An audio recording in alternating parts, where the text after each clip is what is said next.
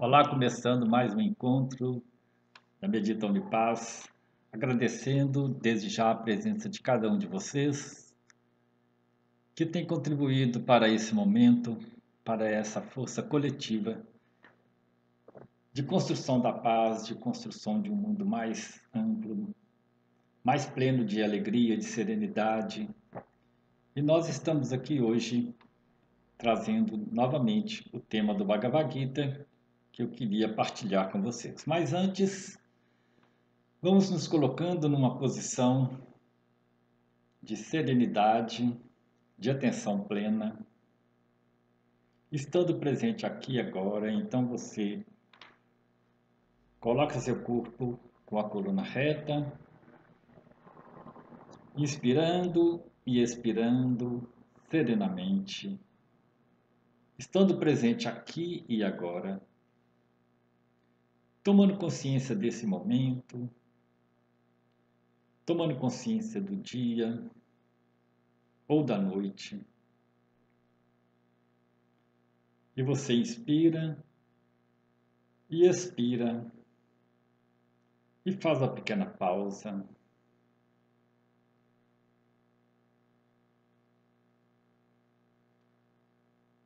E novamente inspira, sem nenhum lugar para chegar, nenhum lugar para ir. Simplesmente estando presente aqui e agora. E ao expirar, você faz uma pequena pausa, perceba seu coração pulsando, perceba seu corpo como um todo. E observe o ambiente, os sons, as luzes, a temperatura. E você presente e mergulhado nesse ambiente, nesse momento, aqui e agora.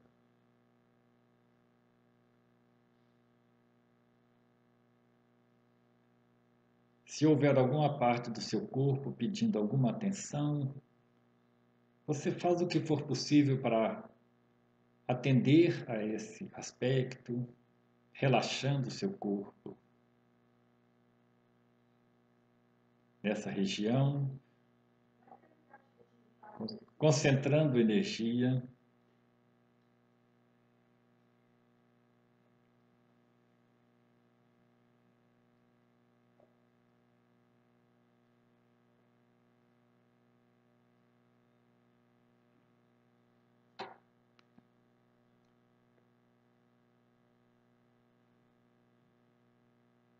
E se houver algum pensamento, algum sentimento, você toma consciência desse pensamento, mas deixa que ele vá passando.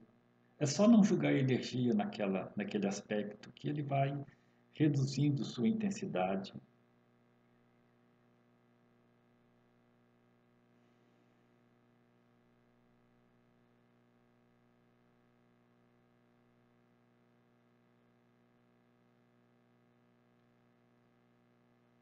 E agradeça por esse dia, por esse momento, por essa oportunidade.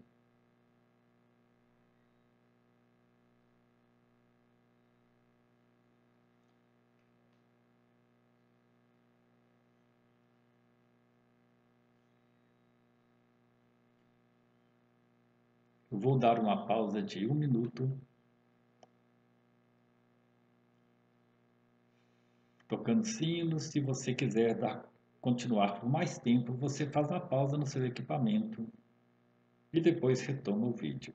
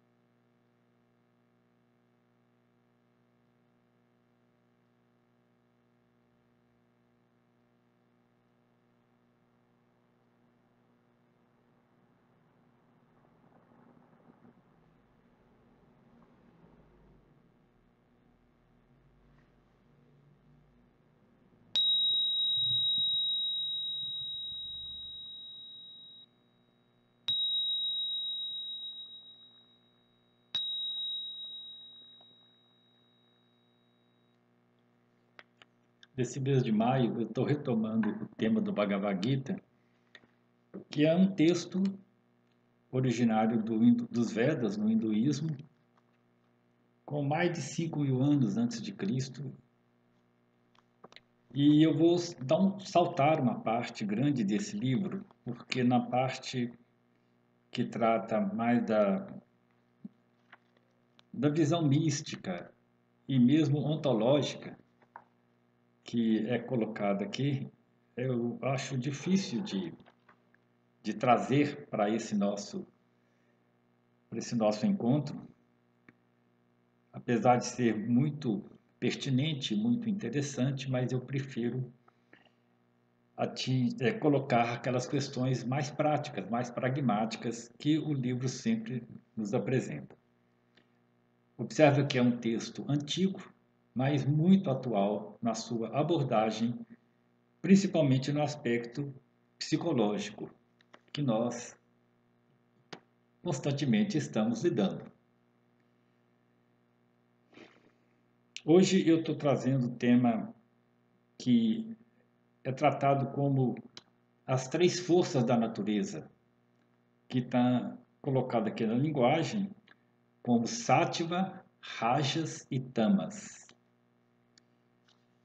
que são 3 aspectos do nosso psiquismo e que nós, de certa forma, nos deparamos com essas questões, com essa questão interna em nós mesmos. E o livro chama a atenção para isso e nos mostra como lidar, qual a importância de estarmos tomando consciência dessas 3 forças. São 3 forças que estão presentes na gente, mas são forças da natureza. Uma vez que nós encarnamos, e o Bhagavad Gita é um livro que considera a reencarnação como um processo, e à medida que nós nos encarnamos, essas 3 forças estão presentes. Então ele chama atenção por como nós lidamos com isso. Sattva pode ser entendido como iluminação. É quando nós estamos sobre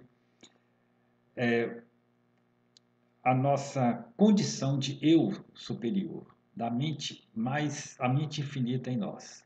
Sattva é um estado de plenitude, de serenidade, de plenitude, de iluminação. Rajas já é um estado comum de atividade. É quando nós estamos sob o comando da nossa mente egóica, né? A mente ego. Então, é traduzido de certa maneira como nós estamos numa condição em que a nossa mente está muito mais agitada, envolvida muitas vezes com a série de coisas do mundo. E tamas.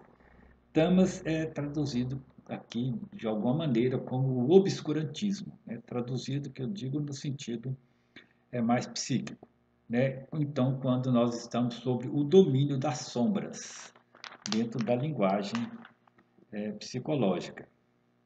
Eu vou então ler algumas passagens e fazer algum comentário para ajudar a entender o texto e partilhar com vocês essa maravilha que é o Bhagavad Gita, sob o ponto de vista aqui da nossa essência no mundo, lidando com o mundo, lidando com as situações do mundo. Então, Krishna, né, lembra que o Bhagavad Gita é Krishna conversando com Arjuna, explicando, né, para Arjuna. Krishna é o nosso aspecto do eu mais amplo, né, o nosso eu ligado à mente infinita, conversando com Arjuna, que é, em suma, a nossa própria condição de ego, né, de vida no mundo.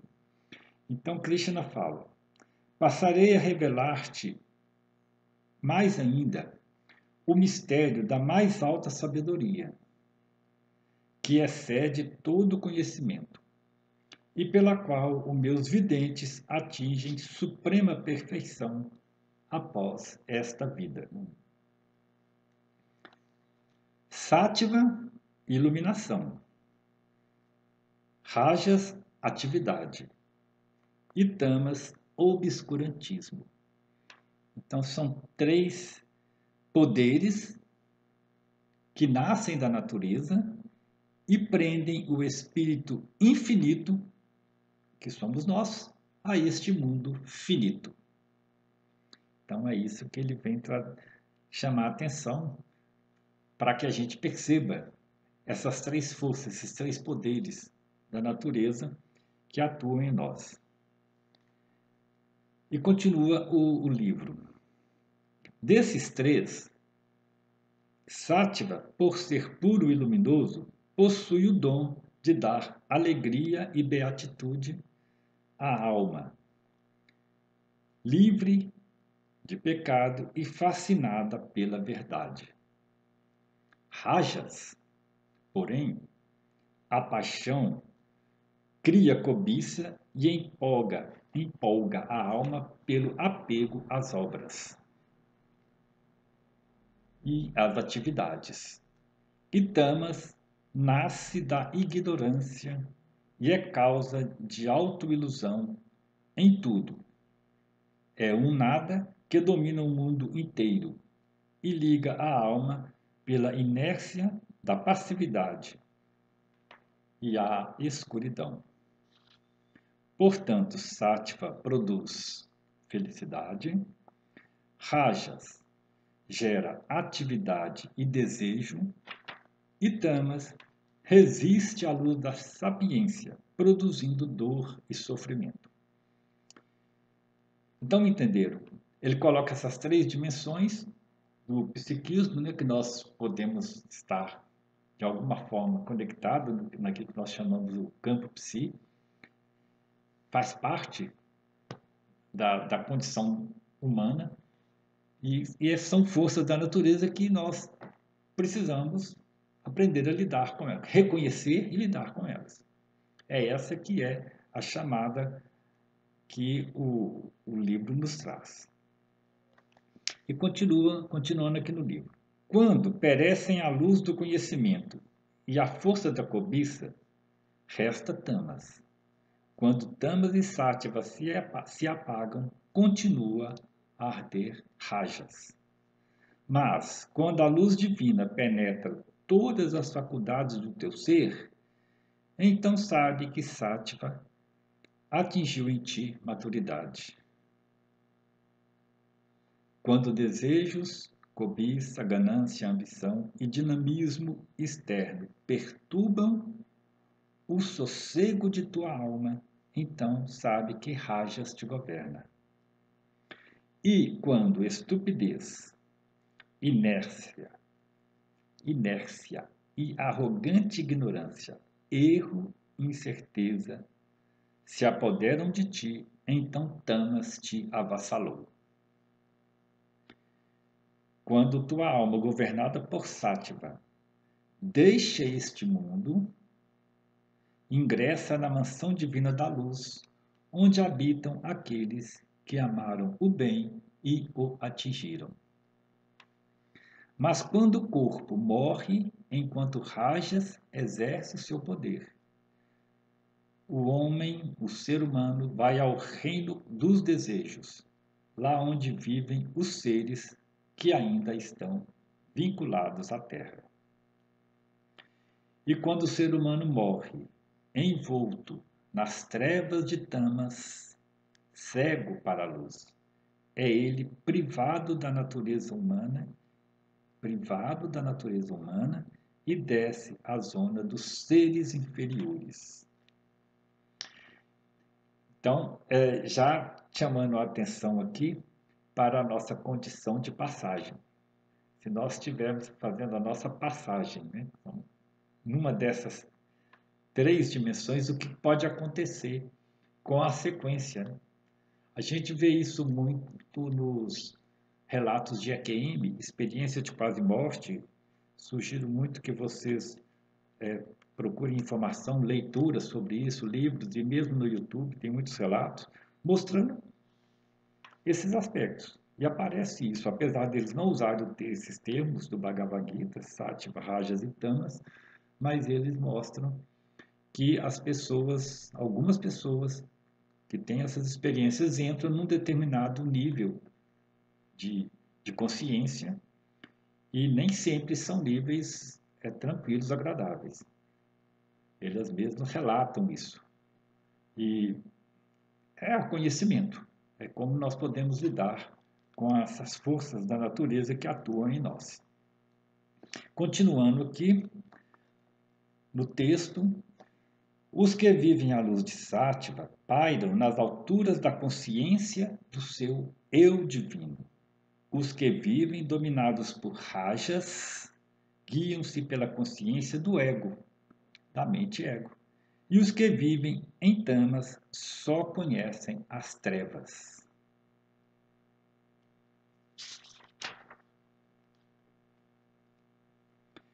Portanto, quando o homem que habita na paz e no esplendor da luz é capaz de tolerar o fogo dos desejos e as trevas da ignorância, sem ser por eles dominados e nem por eles irritado. Então, repetindo, quando o homem que habita na paz e no esplendor da luz é capaz de tolerar o fogo dos desejos e as trevas da ignorância, sem ser por eles dominado nem por eles irritado. Quando pode contemplar cada um desses aspectos como se não fossem dele, mas um simples jogo da natureza, esses aspectos que ele fala, desejos, a ignorância, mas um simples jogo da natureza, ele vai dizer para si mesmo: essas forças seguem as suas leis. Quando o prazer e a dor valer a mesma coisa, tiver a mesma intensidade, a prazer ou a dor tiver a mesma intensidade, e a mesma coisa valer uma pedra ou uma barra de ouro, e o ser humano mantiver equânime também face a um amigo e um inimigo, sempre sereno, calmo e livre de louvores e vitupérios, nada desejando, nada receando, por ter conhecido a lei que está acima de tudo, então esse ser é chamado de um vencedor da natureza. Então a questão é essa: como que nós conseguimos dominar esses três aspectos que são aspectos da nossa natureza, mas que nós não ficamos submetidos a ele. E termina: quem assim me cultua com fé e devotamento, quem busca a mente infinita, quem busca a fonte com fé e devotamento acima de tudo, esse será liberto das forças da natureza e se torna apto para unir-se a Brahma, na linguagem hindu, ou a divindade. Então a questão é buscar essa força através do nosso silenciamento.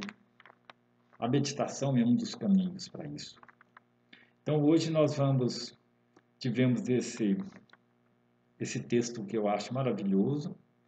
Eu sugiro que você vá percebendo no seu dia a dia, na sua vida, na sua experiência de vida, os momentos em que essas forças estão atuando. Como lidar com isso, mas principalmente buscando sempre no aquietamento, num determinado momento, um ponto de referência que lhe permita estar percebendo esse jogo de forças e não ser dominado por eles.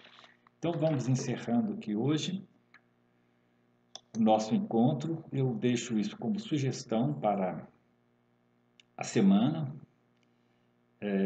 Sugiro também que você retorne ao vídeo para rever esse texto e vamos avaliando como que nossa vida, no dia a dia, na relação com as coisas, com as pessoas, com as situações, com o sistema que é colocado e principalmente conosco mesmo, como que essas forças atuam para que nós possamos estar acima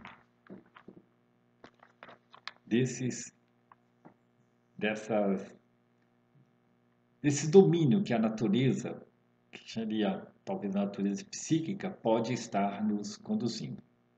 Então, no nosso silenciamento, cultivando sáttva, percebendo quando é que somos rajas e evitando cair no abismo de tamas.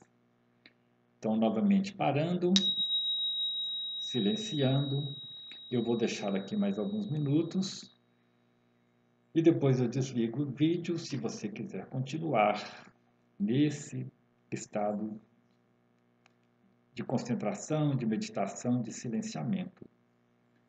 Deixe esse tempo com você.